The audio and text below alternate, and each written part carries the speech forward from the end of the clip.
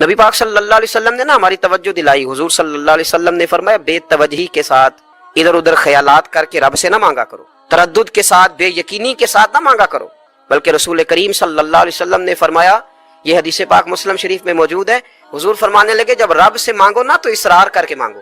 جب رب سے مانگو تو اصرار کر کے, بچہ ناز دکھا رہا ہے اصرار کر, اللہ سے مانگو تو اصرار کر کے مانگو. اور فرمایا رغبت کے ساتھ مانگو. کیا خوبصورت لفظ ہے حدیث کے. حضور فرمانے لگے اصرار کر کے مانگو, رغبت کر کے مانگو. رب کے لیے کوئی چیز دینا مشکل تو نہیں ہے نا, اس کے لیے کوئی مشکل ہے تمہیں عطا کرنا, تو رغبت کر کے اللہ سے سوال کرو, اسے مناؤ. اور خود نبی پاک صلی اللہ علیہ وسلم کا حال یہ تھا. حضرت عائشہ صدیقہ رضی اللہ تعالیٰ عنہ فرمانے لگی کہ نبی پاک دعا رسول اللہ صلی اللہ علیہ وسلم, یہ لفظ ہے حضرت عائشہ کے. اللہ اکبر, ذرا ان میں ڈوب کر دیکھیے گا, ذرا ان لفظوں میں کھو کر دیکھیے گا. ام المومنین کیا فرماتی ہیں, حضرت عائشہ صدیقہ فرماتی ہیں, یہ بھی مسلم میں موجود ہے, کہتی ہیں دعا رسول اللہ, کہتے ہیں نبی پاک نے دعا مانگی, حضور نے دعا مانگی. سبحان اللہ, کیا لفظ ہیں, کیا وجد آفرین جملے. کہتی ہیں دعا رسول اللہ, نبی پاک نے دعا مانگی, ثم دعا, دعا مانگ کر حضور پھر دعا مانگنے لگے. حضور نے دعا مانگی اور دعا مانگ کر حضور پھر دعا مانگنے لگے. اور ثم دعا رسول اللہ, تیسری دفعہ فرماتی ہیں, کہتی ہیں حضور نے دعا مانگی اور دعا مانگ کر پھر دعا مانگنے لگے. یعنی حضور نے دعا مانگی اور پھر دعا مانگی اور دعا ختم ہو گئی تو تیسری دفعہ پھر دعا مانگی. یعنی حضور نے مانگا. کیا کالا حضرت نے فرمانے لگے مانگیں گے مانگے جائیں گے, منہ مانگی پائیں گے. سرکار میں نہ لا ہے نہ حاجت اگر کی ہے, مانگیں گے مانگے جائیں گے, منہ مانگی پائیں گے. حضور نے دعا مانگی اور دعا مانگ کر پھر دعا مانگی اور دعا مانگ کر پھر دعا مانگی. تو نبی پاک صلی اللہ علیہ وسلم کا تو اللہ سے مانگنے کا, اس کو منانے کا یہ طریقہ. حضرت عبداللہ ابن عمر فرمانے لگے, یہ لفظ ابو داؤد شریف میں موجود ہے, ذرا ان کا بھی ذائقہ محسوس کیجئے گا. حضرت سیدنا عبداللہ ابن عمر فرماتے ہیں میں حضور کی مجلس میں حاضر تھا, حضور مانگنے لگے اللہ سے, حضور اللہ سے مانگنے لگے. میں تو کئی دفعہ یہ دعا بھی مانگنے لگ جاتا ہوں کہ اللہ تو ان دعاؤں کی طرف تو دیکھ جو تیرے رسول نے ہمارے لیے مانگی. اللہ تو ہمیں تو نہیں نہ مانگنا آتا, نہیں طریقہ آتا, نہیں سلیقہ آتا, نہیں انداز آتا. ہم تو بے توجہ سے لوگ ہیں, بیٹھنے کا ڈھب نہیں آتا ہمیں تو ہاتھ اٹھانے کا سلیقہ نہیں آتا, ہم تو وضو کرنے کے اس طریقے سے آشنا نہیں. پر اللہ تیرے محبوب نے تو خوب مانگا ہے نا تجھ سے, تیرے پیارے حبیب علیہ السلام نے تو تجھے منایا ہے نا ہمارے حق میں, تو اللہ تو ان دعاؤں کی طرف تو دیکھ. حضرت عبداللہ ابن عمر رضی اللہ تعالیٰ عنہ فرماتے میں حضور کی مجلس مبارکہ میں بیٹھا تھا, ابو داؤد شریف میں موجود ہے. کہتے حضور دعا مانگ رہے تھے. دعا کیا تھی؟ دعا حضور یہ مانگ رہے تھے رب اغفر لی, یا اللہ ہمیں بخش دے, وتب علی, اللہ ہماری توبہ قبول فرما, انک انت التواب الرحیم, بے شک تو توبہ قبول کرنے والا اور رحم کرنے والا.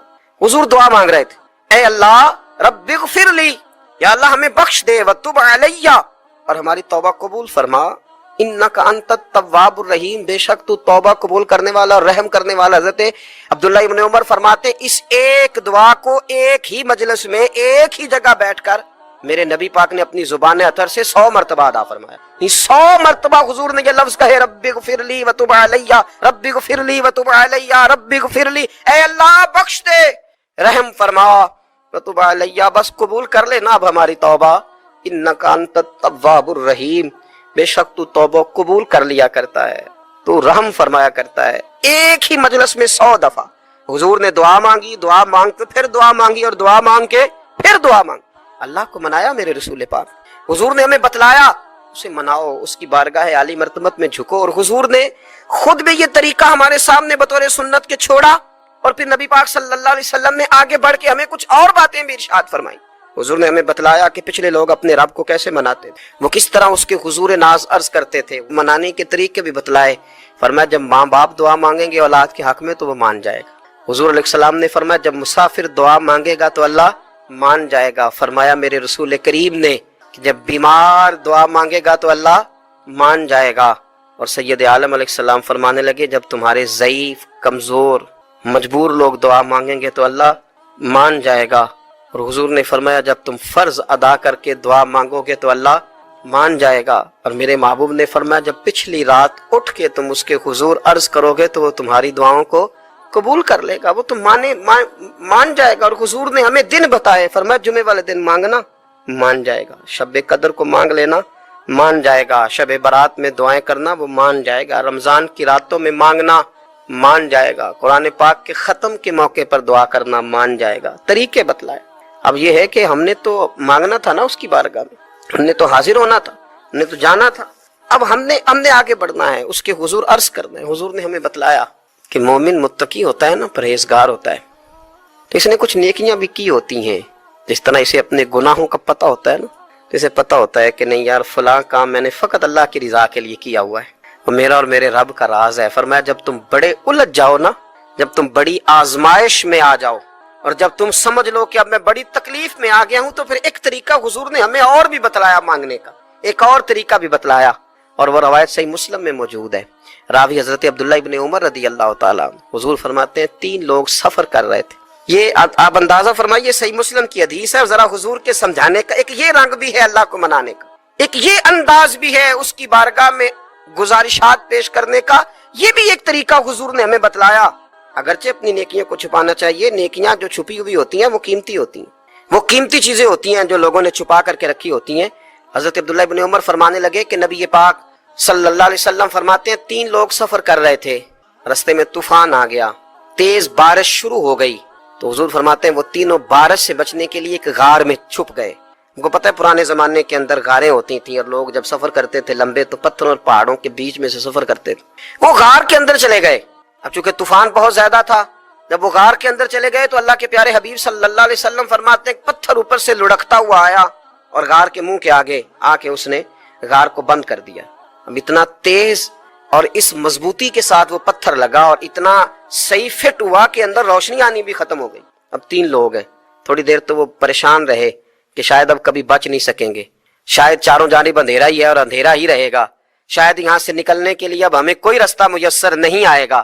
وہ پہلے تو پریشان ہوئے، پھر کہنے لگے یار اس طرح کرو، ذرا غور کیجئے گا میری بات پہ۔ فرمایا اس طرح کرو، اگر کوئی زندگی میں نیکی کی ہے نا تو ذرا اس نیکی کو یاد تو کرو، اور یاد کر کے اس مالک کے حضور عرض تو کرو، وہ کریم ہے، کوئی آنکھو شاید من جاوے تے گل کم تتڑی دا بن جاوے، عرض تو کرو۔ تو ان میں سے یہ آپ اندازہ فرمائیے، یہ بات بیان کر رہا ہے، یہ مدینے والے رسول بیان کر رہے ہیں، یہ نبی پاک علیہ السلام نے بیان فرمایا، یہ وہ کہانی ہے جو ہمیں ہمارے نبی پاک نے سنائی، رسول کریم علیہ السلام نے ہمیں بتلائی، یہ داستان محبت۔ حضور فرمانے لگے ایک نے ان میں سے ہاتھ اٹھائے اور اس نے انداز کیا چھیڑا، عرض کرنے لگا اللہ تو جانتا ہے نا میں نے بکریاں رکھی ہیں، میں غریب ہوں، مزدور ہوں، اور مالک تو یہ بھی جانتا ہے کہ میرے بچے بھی ہیں، بیوی بھی ہے، پر میں جب بھی گھر لوٹا ہوں تو دودھ میں نے بچوں اور بیوی کو پہلے نہیں دیا، بوڑھے ماں باپ کو پہلے دی۔ اور دعا اس دولت کا نام ہے جو صرف مومن کے پاس ہے، کافر کے پاس نہیں۔ نبی پاک علیہ السلام نے فرمایا الدعاء صلاح المومن، دعا مومن کا ہتھیار ہے، کافر کے پاس یہ ہتھیار نہیں ہے۔ مومن جب اپنے مالک کے حضور دعا مانگتا ہے نا، دنیا میں آپ کسی سے زیادہ مانگے تو وہ ناراض ہو جاتا ہے، وہ کہتا ہے بھائی تو نے تو کام بنا لیا ہے، کل بھی دیا تھا، پرسوں بھی دیا تھا، روز روز تجھے کون دے۔ میرے نبی پاک علیہ السلام نے فرمایا جو اپنے رب سے زیادہ مانگتا ہے رب اس سے زیادہ راضی ہوتا ہے، زیادہ راضی ہوتا ہے۔ اب دعا مخصوص اوقات نہیں دعا کے، فرمایا اذا دعان، جب بھی دعا مانگو گے تمہارا رب تمہاری دعا کو، جب بھی دعا تو دعا کرتے رہنا چاہیے، ہر وقت دعا میں بندہ شامل رہے، اللہ کے ذکر میں شامل۔ یہ جو قرآن مجید نے کہا نا یا ایھا الذین آمنوا اذکروا اللہ ذکرا کثیرا، اے ایمان والو اپنے رب کا ذکر کثرت سے کرو، وسبحوہ بکرۃ واصیلا، اور صبح و شام اسی کی پاکی بیان کرو۔ تو اس سے مراد یہ نہیں ہے کہ تسبیح لے کے سارا دن مسجد میں بیٹھے رہو اور کام کوئی نہ کرو، بلکہ اس کا مطلب یہ ہے کہ روٹی شروع کرو تو اللہ کے نام سے، اختتام کرو تو اللہ کے نام، سو جاؤ تو رب کا نام لے کے، سویرے اٹھو تو اللہ کا نام لے کے، جب تمہیں کوئی چیز اچھی لگے تو ماشاءاللہ کہو، جب کوئی مصیبت آئے تو کہو انا للہ و انا الیہ راجعون۔ تو سارا دن اللہ کا ذکر جاری رہے گا۔ نبی پاک صلی اللہ علیہ وسلم نے مسلمان کو ایک دوسرے سے ملنے کا طریقہ بتایا، تو مصیبت آئے تو کیا کہنا ہے، صرف فوتگی پہ نہیں کہنا، اس کی وضاحت کر دو، کوئی بھی الذین اذا اصابتہم مصیبہ، جب بھی کوئی مصیبت آئے، اللہ کے بندے کہتے ہیں ہم اللہ کی طرف سے آئے ہیں اور اللہ کی طرف ہی ہم نے لوٹ جانا۔ تو میرے عزیز ہر وقت اللہ کا ذکر جاری رہے گا، ہر وقت زبان پہ رب کریم کا۔ دیکھیں نا نبی پاک علیہ السلام نے ہمیں ملاقات کا طریقہ بتایا۔ ایک صحابی آئے تو انہوں نے آ کے کہا السلام علیکم، نبی پاک علیہ السلام نے فرمایا رب تعالیٰ نے اسے 10 نیکیاں عطا فرمائی ہیں۔ دوسرے آئے تو انہوں نے کہا السلام علیکم ورحمۃ اللہ، تو محبوب فرمانے لگے، امام بیہقی نے اس کو لکھا ہے، محبوب فرمانے لگے رب کریم نے اسے 20 نیکیاں عطا فرمائی۔ ایک اور آئے، عرض کیا السلام علیکم ورحمۃ اللہ وبرکاتہ، محبوب فرمانے لگے اللہ نے اسے 30 نیکیاں عطا فرمائی۔ اچھا اس کا مطلب کیا ہے، السلام علیکم، تم پر सलामती हो। सादा तर्जुमा यह है कि तुम सलामत रहो, तुम सलामत रहो। वरहमतुल्लाह व बरकात, तुम पर अल्लाह की रहमत भी हो और उसकी बरकतें भी। वो क्या कहता है? वो कहता है वालेकुमुस्सलाम, तुम पर भी सलामती हो। वरहमतुल्लाह व बरकात, अल्लाह की रहमत हो और उसकी। ये जो मसनून दुआएं हैं ना, जो हुजूर ने हमें दुआएं सिखाई हर मौके पे, इनका कमाल देखिए। अब एक मुसलमान ने आते कहा अस्सलाम वालेकुम, इसका मतलब क्या है? तुम पर। अब वो झगड़ा करेगा, उसे मारेगा, उसका माल छीनेगा। उसने तो आते ही कहा तुम पर सलामती हो। तो जो सलामती की दुआ देने वाले हैं वो जेब थोड़ी काटेंगे, वो गबन थोड़ी करेंगे, डाका थोड़ा डालेंगे। इस्लाम ने लफ्ज ही वो सिखाया है कि फरमाया जब तुमने मिलना है तो तुमने दुआएं करनी है एक दूसरे के लिए। अब हमारे यहाँ नए नए लफ्ज आ गए। टेलीफोन उठाया तो कहा हेलो, इसका क्या तर्जुमा है? कौन है, इसका क्या तर्जुमा है? जी जनाब, इसका क्या मतलब? हमने देखा बड़े बड़े समझदार लोग अस्सलाम वालेकुम की बजाय कहते हैं क्या हाल है। भाई क्या अजीब बात है भाई, क्या हाल है का क्या मतलब हुआ? वो बाद में करने की बात है। और कुछ थोड़ा सा जो अदीब हैं, जो बेचारे हुरूफ के पेचोताब में रहते हैं, वो कहते हैं अदाब अर्ज है। वो क्या होता है जी? इस्लाम ने दुआ सिखाई अस्सलामु अलैकुम। ये कितनी खूबसूरत दुआ है। जब आप घर के अंदर दाखिल हुए तो आपने दुआ दी अस्सलामु अलैकुम, ये दुआ दी आप। एक सहाबी हाजिर खिदमत हुआ, अर्ज की या रसूल अल्लाह सल्लल्लाहु अलैहि वसल्लम मेरे घर में गुर्बत रहती है, क्या करूं? नबी पाक अलैहि सलाम ने फरमाया जब भी घर जाया करना घर वालों से सलाम लिया कर। घर वालों से क्या कहा कर? अस्सलामु अलैकुम। जब भी घर जाए, यानी घर आया, अब घर वालों ने बताया कि माचिस की डिबिया तो ले आओ। अब ये दुकान कोने पे थी घर वाले पे, वहां से माचिस की डिबिया लेके वापस गया तो कहने लगा अस्सलामु अलैकुम। फिर घर वालों ने कहा हो बताना याद ही नहीं रहा, चीनी भी खत्म हो गई है। तो ये फिर गया चीनी लेने, लौट के आया तो क्या कहा? जब अल्लाह चाहता है तू कहे, जब अल्लाह के रसूल चाहते हैं तू कहे। इसका तर्जुमा यह है कि तू कह, तू सलाम ले। अल्लाह रसूल चाह रहे हैं कि तू सलाम ले ताकि तेरे घर में सलामतियां डाल दी जाएं। तो फरमाया सलाम लेनी है तूने, और साथ तूने इस तरह करना है कि 3 दफा सूरत इखलास को पढ़ना है। इमाम कुर्तुबी ने इसको लिखा है। उसने कहा हुजूर गुर्बत बड़ी है, गुर्बत बड़ी है तो कोई वजीफा बताएं। फरमाया जब भी घर जाओ सलाम लो और 3 दफा सूरत इखलास पढ़ो। वो सहाबी कहते हैं मैं पक्का हो गया। अब वो कुछ दिनों के बाद, कुछ अरसे के बाद, कुछ महीनों के बाद वापस आए तो सहाबाई किराम अलैहिम रिदवान फरमाते हमारी ख्वाहिश थी कि ये कुछ बयान करे, अब बताए जो वजीफा लेके गया था उसका रिजल्ट क्या निकला।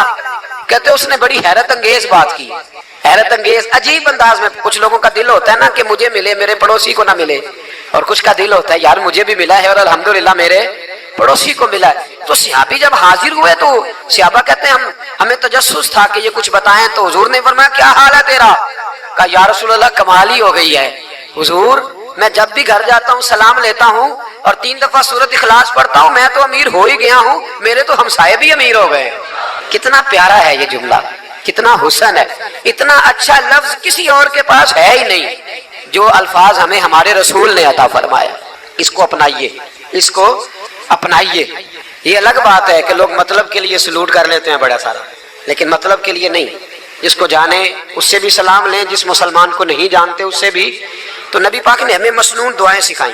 रात को जब सोने लगे अल्लाह के रसूल सल्लल्लाहु अलैहि वसल्लम ने हमें दुआ सिखाई। हुजूर ने फरमाया जब सोने लगो तो मुस्लिम शरीफ में फरमाया तुमने ये दुआ पढ़नी अल्लाहुम्मा बिइस्मिका अमूतु व अहया। तुमने कहना ए अल्लाह मैं तेरे नाम पर मरता हूँ और तेरे नाम पर जीता हूँ। नबी पाक सल्लल्लाहु अलैहि वसल्लम ने एक हदीस में फरमाया कि ये जो नींद है ना ये मौत की छोटी बहन है, ये मौत का एक हिस्सा है। जिस तरह इंसान सो जाए तो कोई खबर नहीं होती क्या हो रहा है, बिल्कुल वो उठा है तो उसने कहा हो ये क्या हुआ। सो जाता है ना आदमी, उसे खबर नहीं होती, ओहो मैंने तो 11 बजे उठना था, ये तो 3 बज गए। अब उसे खबर न रही। सोते हुए लोग चोरी कर लेते हैं, बल्कि इस तरह भी होता है कि आदमी ने गखड़ उतरना था, वो पिंडी से आ रहा था लेकिन वो सोया हुआ था, आंख तब खुली जब कामों की आ गया था। अब उसका इस पर जोर है तो फरमाया क्या पता अब तो खुल गई कामों की, जाके लाहौर जाके किसी जगह पहुंच के, तो ये भी मुमकिन है कि खुले ही ना, नींद ही मौत का सबब बन जाए। तो तू कह के सो कि या अल्लाह तेरे नाम पे सो रहा हूँ। अल्लाह किस नाम पे सो रहा हूँ यार? अगर हम इन दुआओं का हुस्न समझे मत अल्लाहुम्मा बिइस्मिका अमूतु व अहया, या अल्लाह मैं तेरे नाम पे सोता हूँ और तेरे नाम पर उठता हूँ। गोया कह रहा है या अल्लाह मेरी नींद भी तेरे फजल से ही है, और अगर आँख खोल जाए तो वो भी तेरे फजल से ही है। कितना आला नबी पाक अलैहिस्सलाम ने अंदाज सिखाया। और फिर बुखारी शरीफ में हदीस मौजूद है, फरमाया जब उठो तो कहो अल्हम्दुलिल्लाहिल्लज़ी अहयाना अहयाना बादमा अमातना व इलैहिन नुशूर। فرمایا جب تم سو کے اٹھو تو پھر کہو اے اللہ ساری تعریفیں تیرے لیے، تمام تعریفیں جس نے ہمیں موت کے بعد حیات دی، موت کے بعد فرمایا احیانا بعد ما اماتنا، ہمیں مرنے کے بعد گویا اللہ کا شکر ادا کر کے آنکھ کھل گئی۔ دیکھیں کس طرح اسلام مسلمان کو اللہ کے ساتھ جوڑتا ہے۔ فرمایا شکر کر، آنکھ کھل گئی، کہ یا اللہ تیرا شکر ہے تو نے موت کے بعد ہمیں دوبارہ حیات عطا فرمائی، یہ شکر ادا کرو۔ گویا تم یہ نہ کہنا کہ میں اٹھ گیا ہوں تو میرا کمال ہے، یا یہ نہ سمجھنا میں اٹھ گیا ہوں تو میں بڑا پابند ہوں، جب میں ارادہ کر لوں کہ میں نے 11 بجے اٹھنا ہے تو پھر میں اٹھ جاتا ہوں۔ یہ نہ کہنا کہ یہ الارم بڑا اچھا ہے، یہ مجھے اٹھا لیتا ہے۔ ذہن کے اندر خیال کر کہ نیند تو موت کی طرح تھی، یہ جو میں اٹھ گیا ہوں تو اپنے رب کے فضل سے اٹھا ہوں، جو میں اٹھ گیا ہوں، جو ابھی اٹھے ہیں وہ تو بول دینا کم از کم کہ میں اپنے رب کے فضل سے اٹھ گیا۔ تو دعا سکھائی۔ پھر دیکھیے نبی پاک صلی اللہ علیہ وسلم نے فرمایا جب تم بیت الخلاء میں جاتے ہو نا، واش روم میں جاتے ہو، تو گندی چیزیں ہوتی ہیں وہاں، شیطان ہوتے ہیں، جنات ہوتے ہیں، یہ گندگی پہ ہوتے ہیں۔ جب تم واش روم جاؤ، بیت الخلاء جائے، تب بھی دعا مانگو۔ کیا دعا مانگو؟ وہ دعا بھی نبی پاک صلی اللہ علیہ وسلم نے ہمیں تعلیم فرمائی اور بخاری میں ہے، کہا پڑھا کرو اللہم انی اعوذ بک من الخبث والخبائث، کہو اے اللہ ناپاک چیزوں سے میں تیری پناہ مانگتا ہوں، وہ نر ہوں یا مادہ ہوں، اللہ میں تیری پناہ مانگتا ہوں۔ واش روم کے اندر بہت ساری بری چیزیں ہوتی ہیں، جوان میری بات پر توجہ فرمائیں، وہاں بہت ساری گندی چیزیں ہوتی ہیں۔ انسان کئی دفعہ واش روم میں جاتا ہے، اسے وسوسے زیادہ آتے ہیں، یہ نوٹ کریں میری بات کو۔ اصل میں نا ہم بات ڈھونڈ رہے ہیں علاج اپنی بیماریوں کا، حالانکہ علاج تو سارا مدینے والے رسول کے پاس موجود ہے، محبوب کے پاس ساری دوائیاں ہیں۔ تو نبی پاک علیہ السلام دیکھیں نا، انسان واش روم میں جاتا ہے اسے وسوسے آتے، برے خیالات آتے، وہ گناہ کی طرف کئی دفعہ مائل ہوتا ہے، تو کہا تو دعا پڑھ کے جا اللہم انی اعوذ بک، یا اللہ میں تیری پناہ مانگتا ہوں، من الخبث والخبائث، ہر خبیث اور بری چیز سے میں تیری پناہ مانگتا ہوں، وہ نر ہو یا یار کتنا عظیم دین ہے، کتنا عظیم میرے مصطفیٰ کریم کا وہ والا دین ہے۔